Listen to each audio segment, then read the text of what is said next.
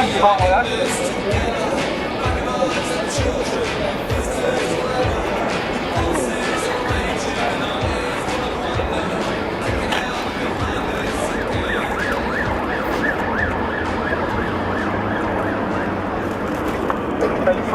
first of all, thanks for coming. I hope you're here for the homeless awareness this thing.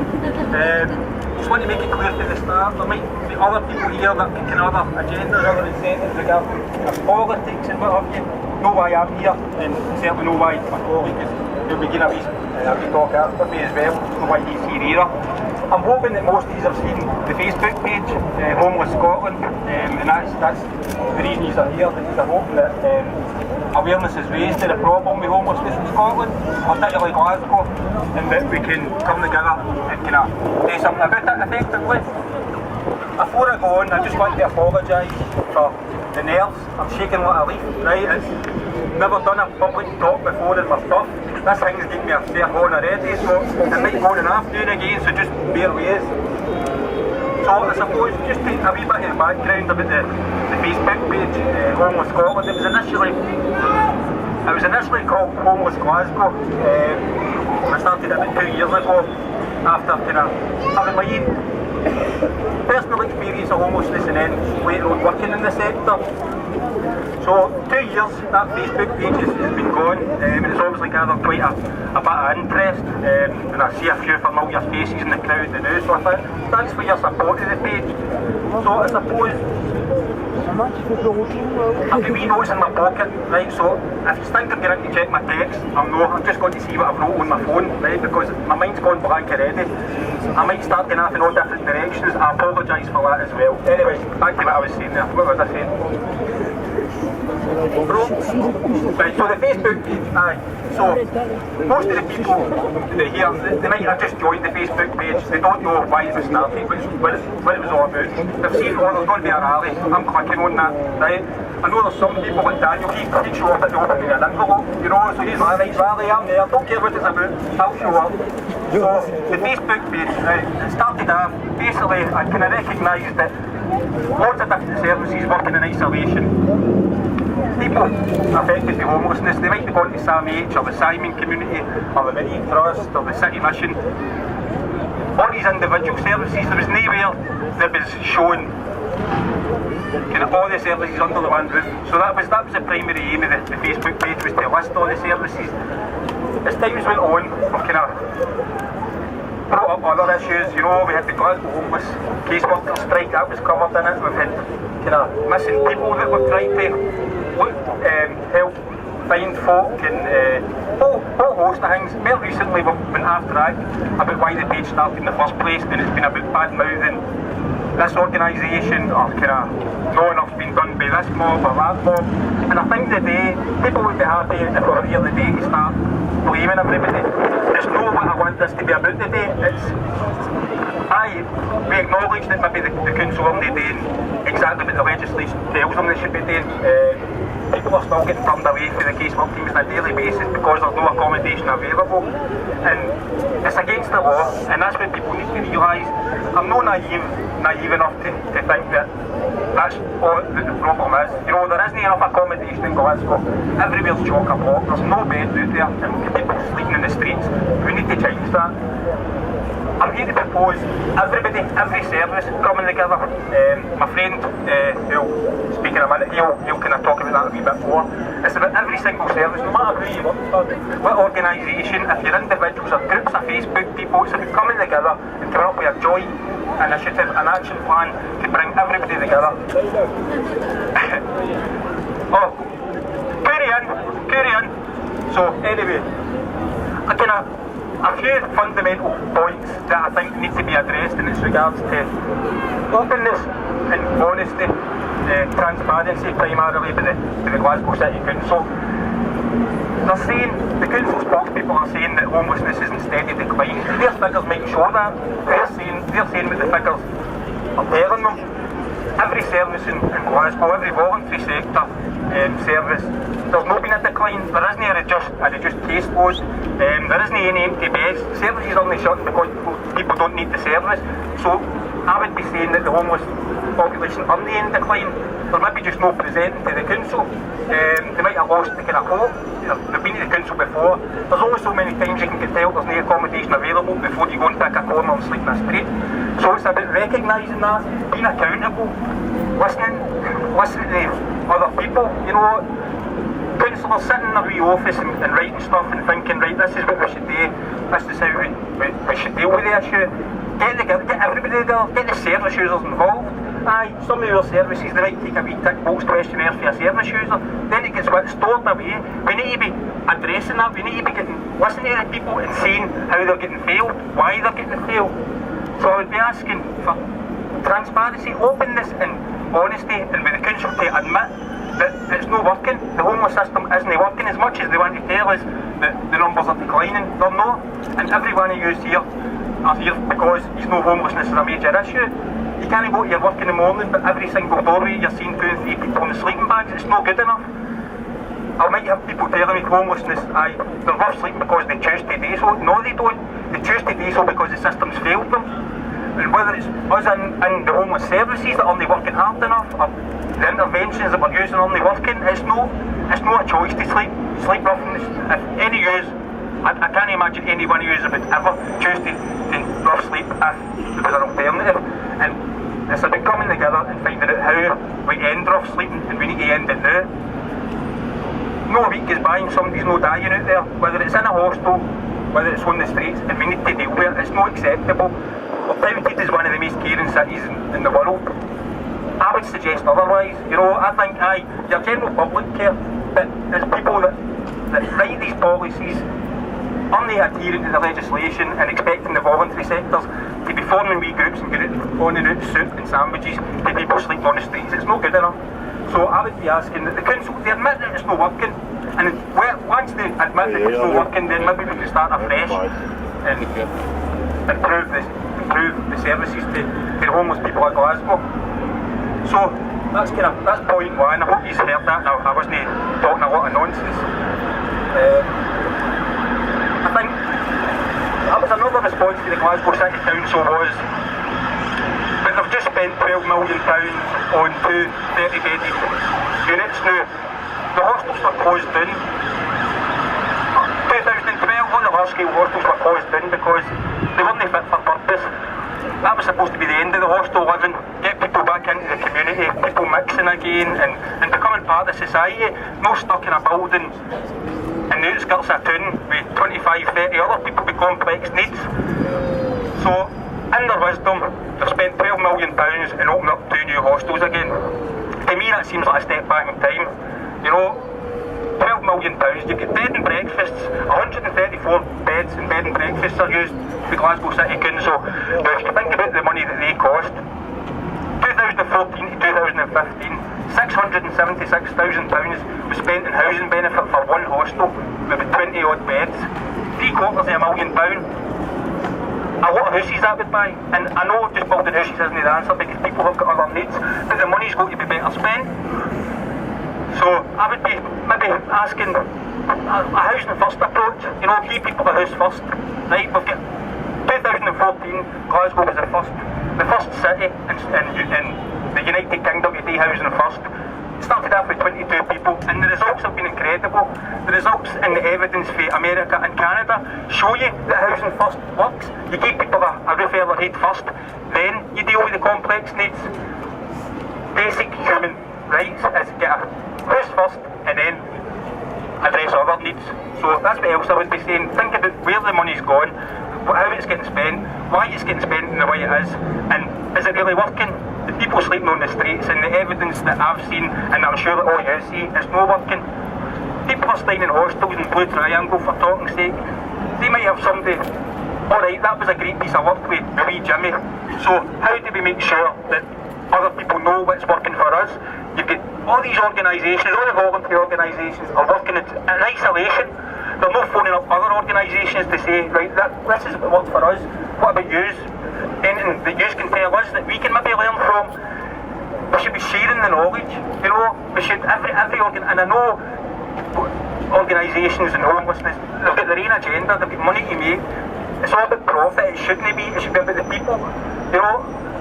we should be wanting to put ourselves out a job in social care. It's about putting people before profit, that's what I'm trying to say. It's no rocket science. So I would be saying that we all come together, we share our positives, we share our negatives, and we learn from it. We're not doing that. You're getting people leaving a Blue Triangle and then heading into a SAMH project, leaving there and going to a Simon Community project. They're getting round in circles, and they'll get round in circles so many times until they're not getting a bed anywhere, and they're getting out and they're sleeping next to Greg's there. So we need to be sharing our knowledge, sharing our wisdom, sharing our experience, and putting it to good use. So that's what I'd be suggesting. Trying to think. I'm going to take a breather and a wee glass of water, so bear with me.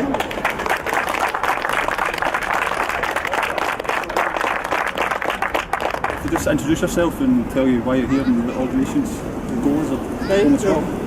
My name's Jim. It's not an organisation as such, it's a Facebook page that was started 2 years ago, just to offer a list of organisations and services that were in place throughout Glasgow. We're working to support people affected by homelessness. So initially it was a one-stop shop, where somebody could go in and say, right, what is it in Glasgow for people that are experiencing homelessness, whether they're in hostels or on the streets. So that was the idea, just to kind of get everyone under the one roof. Get everyone together. Yeah. Movement.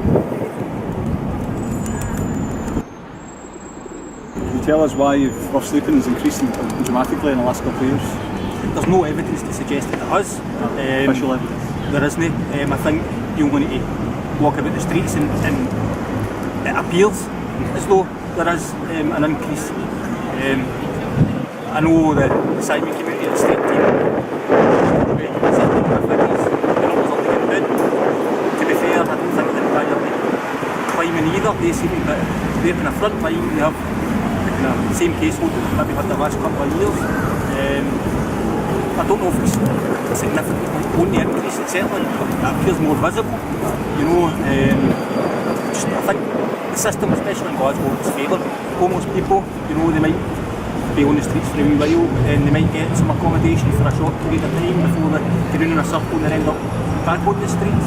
You get people coming out of prisons to do a short-term sentence. They're coming out to take place at door, and ultimately, I've heard guys telling me that they're going to commit crimes and go back into the jail because they're looking for any assistance with accommodation.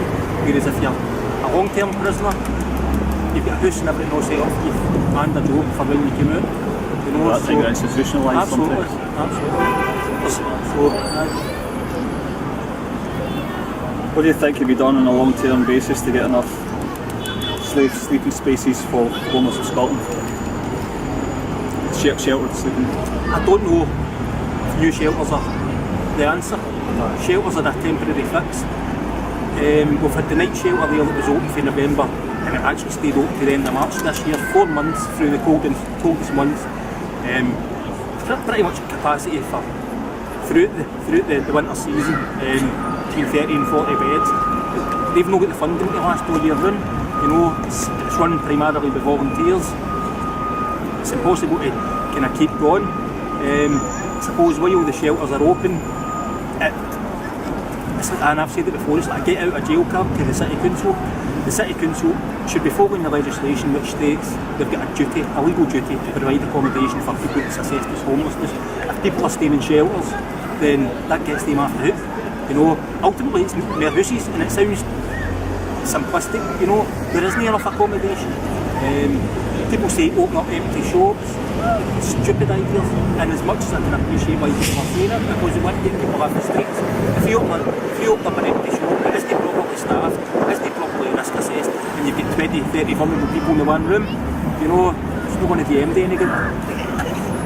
What improvements could you think could be done to social services to help people stay off the streets and get their lives back on track? I think the main issue is the isolation, of services.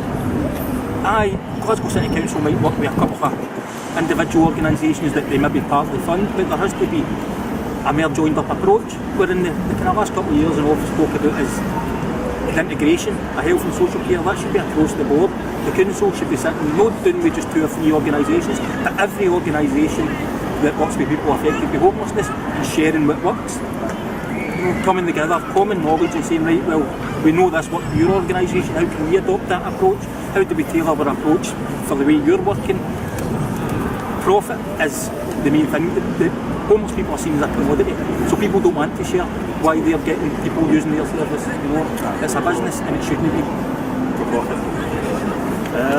Do you have an opinion on the lack of squatting rights in Scotland in relation to homelessness? Squatting rights isn't something I'm too clued up on. It's not something I've kind of looked into much. I know it does happen, and Scotland probably knows as much as it does further south. I've worked with some guys before that have maybe been breaking into empty houses to squat. I don't know the outcomes of that. I don't know if they've managed to stay for any length of time. It's not something that I'm clued up on, and I probably wouldn't be fair to comment on it, you know. What factors do you think have contributed to the massive social stigmas, a multitude of social stigmas attached to homelessness? Do you think it's contributed in a societal sense? People see a rough sleeper and the first thing that crosses their mind is, drugs, alcohol. It's not the case. It's a problem. What people don't realise is, I was homeless myself, and it was not to do with drinking drugs. I lost my mum, I went off the rails, packed in the job, I left the house I was staying in for 12 years, and ended up hitting the streets and then ended up in the hostel system. People say people rough sleep, and naively they think it's a choice. They're saying, he's like that because it was drugs or drink. But people aren't willing to take into consideration is why they end up getting into drugs in the first place. People are abused all their days, you know. Drugs are a way of coping. Drugs are a result of homelessness. You know, it's issues that lead them, it's previous issues that end up that lead to them taking drugs. You know, there's been major trauma, major kind of lack of support, I suppose, in the past. So I think the general public, and it's maybe different now. People used to walk by people that were maybe under their influence, but now I think people recognise that that's as a result of what's happened in the past. It's no a choice. It's just something that happens. Aye. What do you think can be done to alleviate those stigmas in society? Just more awareness, and I think we're getting better at that. You know, I think when you see all your wee Facebook pages popping up, people are willing to listen a wee bit more and understand. You know, they're not as quick maybe to make and there is still people out there that make judgments about people, but then it's up to us as a society to challenge these stigmas and these beliefs that people have randomly got. What do you hope to do in the future with Homeless Scotland? I don't fancy speaking at any more rallies, that's for sure. I think it's just about growing it, you know, and I know the page is 4,300 odd likes now, and it's people from a huge range of backgrounds, whether it's working in the sector, individuals, people that have been service users, are service users, and it's just good that everybody can come together under that one page. But more needs to be done. You know, it's not enough. I've hundreds of messages on that page. Where can I donate? Or I'm homeless, where do I go for help? We should all be working together. We should be having monthly meetings with every single a representative of every organisation to say what we're doing. We need strategic action plans in place, and we need accountability, and we need change. Alright, that's awesome. That's fine. I'd like to thank the organisers today for putting this on. It shows you that people are prepared to walk the talk to the less fortunate in society. Can you all hear that? Yeah. Cheers. I haven't really got any figures for homelessness in Glasgow, but I know it's a lot worse than what people think it is. And someone mentioned to me figures around about 6,000 people were in the order of being homeless. Which is something akin to the situation with food banks, because with food banks the numbers get counted, but then again churches and other charities are helping people with food parcels as well, and that never gets counted. So there's a lot of stuff going on under the radar that we never know about. And I would say, I don't know the figures of homelessness, but I would say one person sleeping on the streets of Glasgow or anywhere else is one person too many, and everyone should have the right to a house and shelter and a roof over their heads. So, I've got some poems for you, which might be topical. Hopefully it's on the button. This one's called The Men in Suits. The men in suits are in cahoots. They sit and talk all day of laws and bribes to dodge their wives and give themselves more pay. They waffle here and waffle there, till they'll sort it all for free. They'll tax us less to fix this mess. Nothing's changed that I can see. must be your fate living in this state of daily unending war. To switch terrains, it's just the same. What are we fighting for?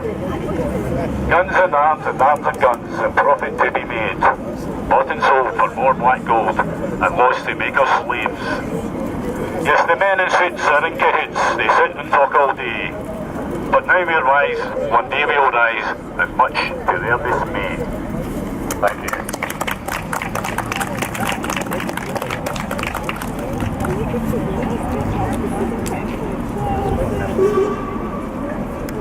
There's another one here, and it's not just about independence, this poem, there's a lot of other things woven into it, including the plight of the real people, and the vote of the 1% elite over the 99%.